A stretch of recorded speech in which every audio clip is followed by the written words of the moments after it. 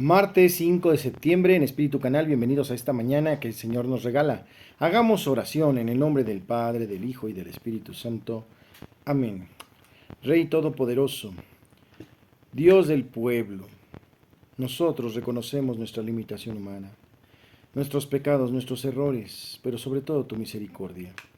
Una vez más, en esta invitación que nos das a comenzar un nuevo día, te pedimos que terminemos el mismo según tu voluntad, en acción de bondad y santidad, trabajando y caminando cada día hacia ti. Bendice a todos nuestros familiares, hermanos y amigos, a toda la gente que queremos, a los que amamos y por supuesto a los que están lejos de nuestro corazón, o podemos llamar enemigos, para que también ellos reciban el encuentro contigo y se conviertan. Gracias, Señor, porque estás con nosotros. En el nombre del Padre, del Hijo y del Espíritu Santo. Amén. Bienvenidos ya a Espíritu Canal.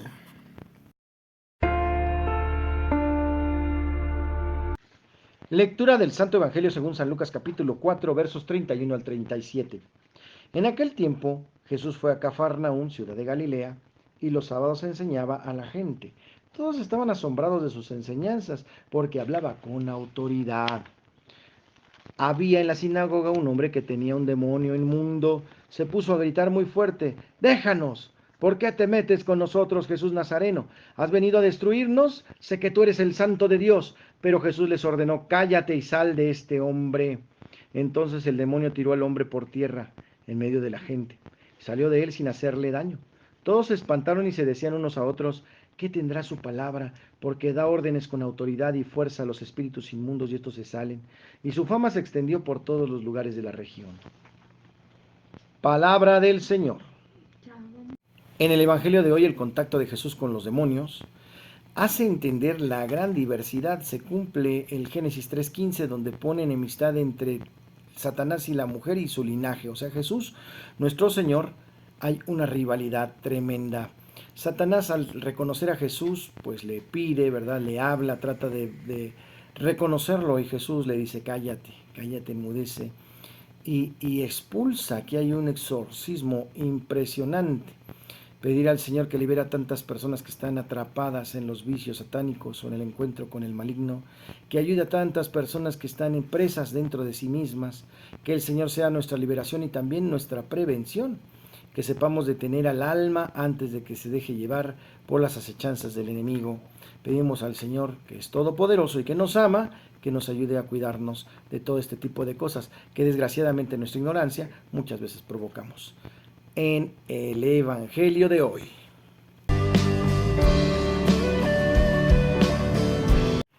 En el tema de hoy, anunciar explícitamente a Jesucristo.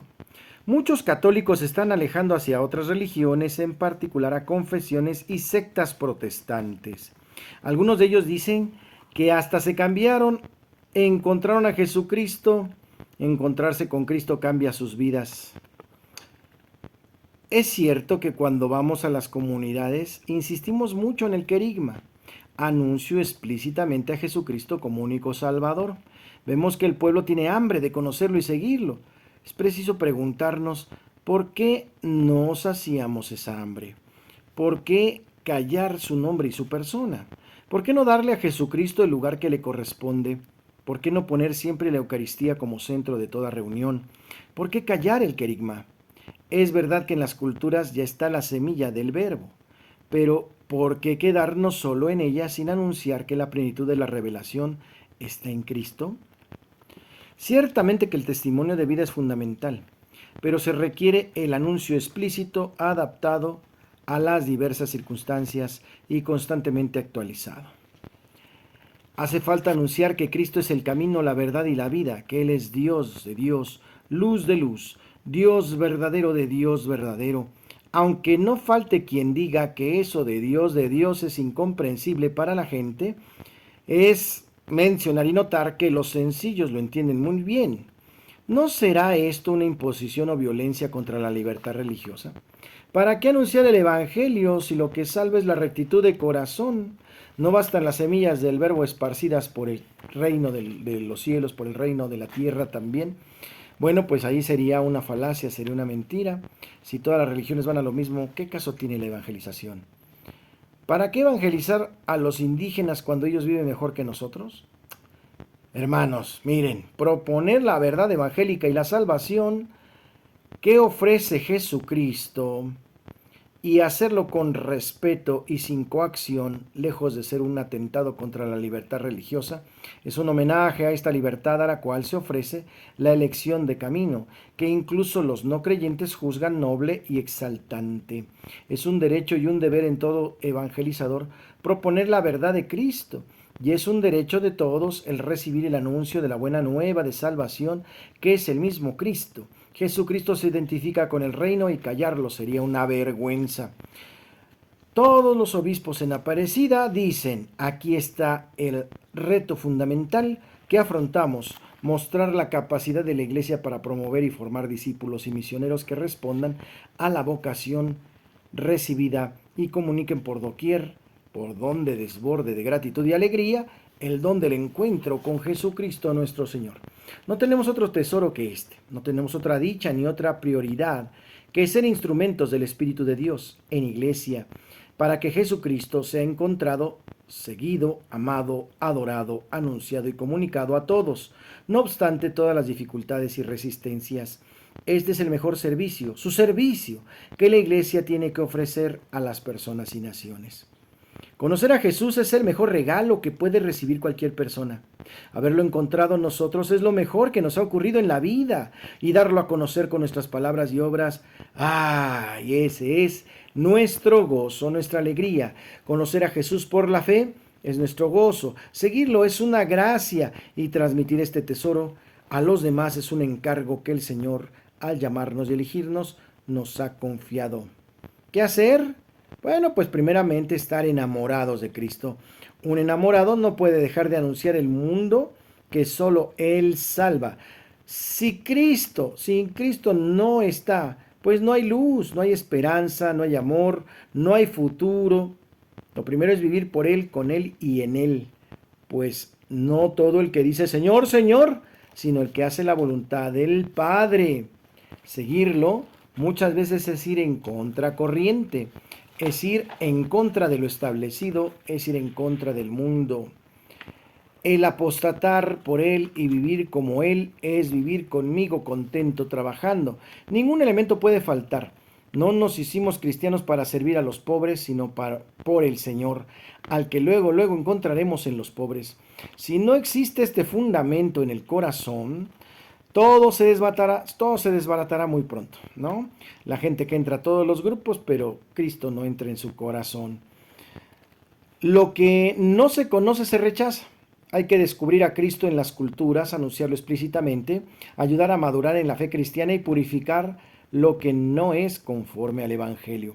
El Evangelio es el criterio válido y definitivo de discernimiento, fuente de vida para nuestros pueblos. Hay que participar en los ritos y simbolismos, tratar de convencer y comprender con la vida el significado real de lo que viven nuestros hermanos indígenas, o cuando vamos de misión, lo que se hace y se piensa.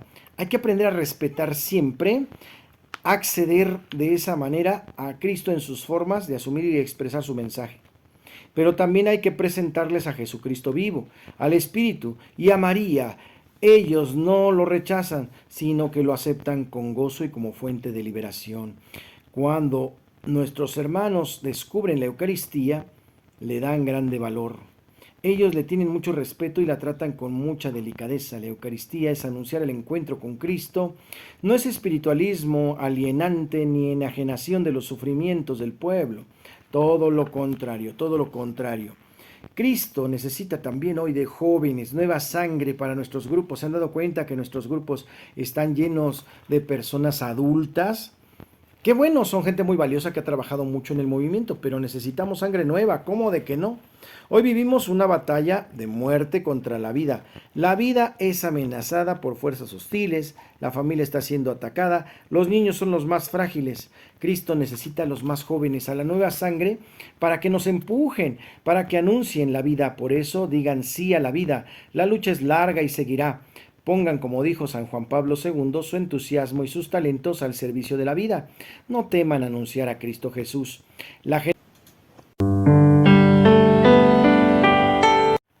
En Santos y Conversos, hoy celebramos ni más ni menos a Santa Teresa de Calcuta. La Madre Teresa de Calcuta fue llamada a la Casa de Dios el 5 de septiembre de 1997. ¿Qué más podemos decir acerca de esta santa mujer que se convirtió en sinónimo de amor por los más pobres de los pobres? Fue aquella que abrazó a los que nadie abrazaría, a los enfermos, a los niños leprosos, a los niños con sida, a los niños con cáncer. Ella fue los brazos amorosos, la escucha atenta, la atención del corazón de Dios para muchos de ellos. Nacida en 1910, la Madre Teresa vino al mundo en una situación acomodada económicamente, al menos por los estándares de su nativo Skopje, Macedonia. A sus padres les iba tan bien que hacía un aforismo local que decía: tan generoso como tú. Agnes era su nombre, tenía cultura y educación, escribía poesía y tocaba la mandolina. Su familia recibía huérfanos y ella acompañaba a su madre cuando iba a atender a los necesitados. Todo esto hace que la noción normal de presantidad quede como algo desagradable, o al menos no menos que el promedio, hasta que Dios mueve un interruptor. En el caso de Agnes, si Dios movió un interruptor es porque seguramente ella había conectado los circuitos cuidadosamente. Ella emigró a la India para convertirse en monja a los 18 años, pero trabajó como maestra por 17 años antes de experimentar varias visiones y locuciones de parte de Jesús. La experiencia, escribió su confesor, en este tiempo fue continua, profunda y violenta. Más tarde lo recordó como un diálogo dramático y fue plasmado en los escritos de su confesor. Pide que lo lleve a los más pobres. Quiero monjas hindúes, quienes serán mi fuego de amor entre los pobres, los enfermos, los agonizantes y los niños pequeños. Ella duda. Él pregunta impacientemente: ¿se ha enfriado tu generosidad? No era así. Después de todo, después de 2 años de intentar convencer a su obispo local, fue liberada de sus votos anteriores y fundó a los misioneros de la caridad. Hay muchas monjas que puedan cuidar a los ricos y a las personas que les va bien, pero para mis pobres no hay nadie, escribió Teresa en referencia a la comunicación que tuvo con Jesús. Eso parece un poco exagerado, pero Teresa redefinió el concepto de trabajar con los pobres en la época moderna. Ella sustituyó la palabra pobres con la frase los más pobres de los pobres, una nueva categoría con su correspondiente imperativo moral. Ella usaba la palabra con en el sentido de borrar esa línea entre el benefactor y el beneficiario, involucrando a sus monjas en el profundo mundo de los barrios bajos. En Calcuta desarrolló instituciones, escuelas para los niños pobres, casas para las mujeres embarazadas sin hogar, huérfanos, personas con lepra y hostales para los moribundos. Este fue el ejemplo a seguir para sus ministerios en todo el mundo. Miles de millones conocen su compasión. Era un gurú de mercadotecnia. Teresa instintivamente aprovechó su creciente reconocimiento al cultivar una buena relación con los líderes mundiales de las Naciones Unidas y donadores para pavimentar el camino de los misioneros. 4 décadas después de su inicio en solitario en la India, su orden se encontraba en más de 100 países, lo que hacía una de las fundaciones más grandes de la Iglesia. Si hay pobres en la luna, también iremos ahí, decía ella. Era una de sus bromas recurrentes. Teresa fue una gran celebridad, famosa en la India, después en todo el mundo, en parte por los esfuerzos del periodista británico Malcolm, así como por una especie de don, por la manera en la que se dirigía a los periodistas, pues parecía una manipuladora tan hábil como cualquier experto en relaciones públicas estadounidenses. El hecho de que se trata de un don no lo hizo menos efectivo. Después de que ganó el premio Nobel en 1979, formó parte de la generación de los más grandes íconos religiosos del monte, el cual incluía al Papa Juan Pablo II, a Billy Graham y relativamente al Dalai Lama, quien no ha tenido ningún sucesor en esta generación.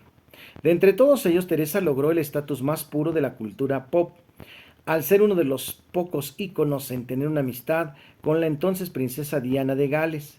Cuando las dos murieron con una semana de diferencia, Diana en un accidente de tráfico y Teresa por un ataque cardíaco, una camiseta salió inmediatamente en la que se mostraba una imagen de ambas con unos halos de santidad. En el año 2007, un montón de cartas privadas recién publicadas mostraron un sorprendente nuevo lado de Teresa, un periodo de 39 años que coincidía casi exactamente con su carrera de misionera, en el que parecía que Jesús estaba ausente para ella, en sus oraciones, incluso en la Eucaristía. El silencio y el vacío es tan grande, escribía ella, que busco y no encuentro. La lengua se mueve en oración, pero no habla. Críticos decían que la correspondencia probaba que Teresa era solo una anciana confundida, pero las cartas fueron emitidas por su postulador, la persona que abogó por su santidad en el Vaticano. Su iglesia consideraba que su perseverancia en ausencia de un sentido divino fue probablemente su acto más heroico de fe. Tanto su tormento como su increíble fe fueron evidentes en otra carta. Si alguna vez me convierto en santa, seguramente será en la oscuridad, escribió. Continuamente estaré ausente del cielo para encender la luz de aquellos que están en la oscuridad de la tierra. Aún no es santa, al menos no oficialmente. Un año después de la muerte de Teresa, el Vaticano anunció un periodo de 5 años para permitir que la causa comenzara. En el año 2002 reconoció su virtud heroica y ese mismo año validó la desaparición de un tumor que afectaba a una mujer hindú que le había rezado a Teresa. Este primer milagro la llevó a su beatificación, para lo cual 250 millones de personas asistieron a Roma, pero su canonización está en espera de un segundo milagro. Muchos son sus abogados y creyentes, y claro, la Iglesia admite libremente que los santos son santos antes de reconocerlos. Muchos católicos creen fervientemente que Santa Teresa es uno de ellos. También, ¿verdad?, vemos cómo un verdadero héroe se sacrifica por el beneficio de otros. La Madre Teresa se entrega así día y noche por los más pobres. Vamos a escuchar en la rola del alma, se llama La paz comienza con una sonrisa, himno a la Madre Teresa de Calcuta, de parte del canal de María Guzmán. Vamos a escuchar este canto católico.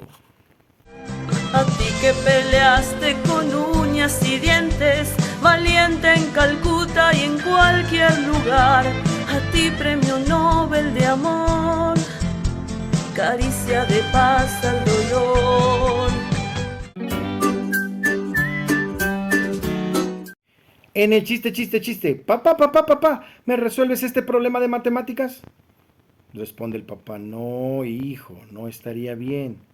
Y el niño responde, bueno, inténtalo de todas formas. Señor Jesús. Ya estamos en la sección de curiosidades. Creer en Jesús como signo de fidelidad. Los reproches de Jesús hacia los maestros de la ley no se hacen esperar. La petición que hacen los maestros es una prueba y una especie de tentación para Jesús. Podríamos decir que hasta demoníaca. Se parece a las tentaciones que padeció Jesús en el desierto al inicio de su misión.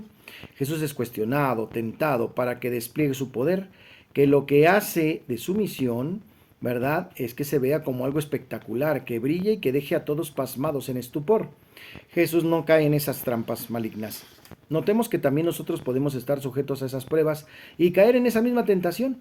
A veces queremos que Dios se nos revele como signos portentosos, con milagros inexplicables y con todas las faramayas posibles para que se vea que realmente es Dios.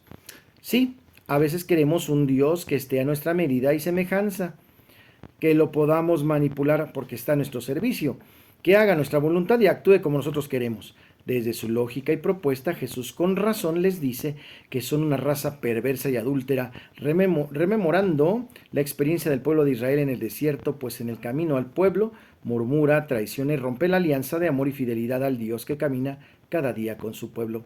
Cuando nosotros queremos un Dios diverso al de Jesús, caemos en la perversidad y adulteramos su mensaje, porque quebrantamos la alianza que se basa en la confianza y en el amor único hacia el Dios que es fiel en todo tiempo y sabe dar lo que conviene a cada uno de sus hijos. En curiosidades. En la buena onda de hoy damos gracias al Señor por los dones recibidos y es importante, ¿verdad?, que estemos atentos a las necesidades de nuestra comunidad parroquial. Es preciso conectarnos un poquito con el párroco, preguntar qué se necesita, en qué podemos ayudar, tal vez desde nuestra profesión, ¿verdad? Hay algunos que tienen alguna carrera que pueda ayudar a la comunidad, tal vez desde nuestro trabajo que también puede hacerle bien a la parroquia en sí, ¿verdad? No se trata de no cobrar tal vez, pero poder ayudar haciendo un descuento, buscando alguna manera, ¿verdad?, metiendo mano de obra, algo en la cual podamos embellecer y tener mejor nuestra parroquia. Si todos pusiéramos un granito de arena, nuestra parroquia sería mejor en el aspecto físico, por supuesto, pero también en el pastoral. No echemos en saco roto ni pensemos que el mundo solo es el trabajo social o las cosas que nos preocupan allá afuera, sino también el lugar donde hacemos oración, el lugar donde Cristo Jesús se manifiesta en cada Santa Misa. Permítanme darles la bendición de este video, recíbanla con gozo para ustedes y sus familias. El Señor les guarde, les protege y les bendiga, haga resplandecer su rostro sobre ustedes y les conceda la paz. Que les bendiga el Padre, el Hijo y el Espíritu Santo y les acompañe siempre. Yo soy el Padre Jorge Arturo Moreno, en Espíritu Canal. No se te olvide darle like y si ya estás suscrito, te agradecemos. Y si no, ¿qué esperas para hacerlo? Invita a otros hermanos a ser parte de nuestros ya 700 hermanos en Espíritu Canal. Gracias.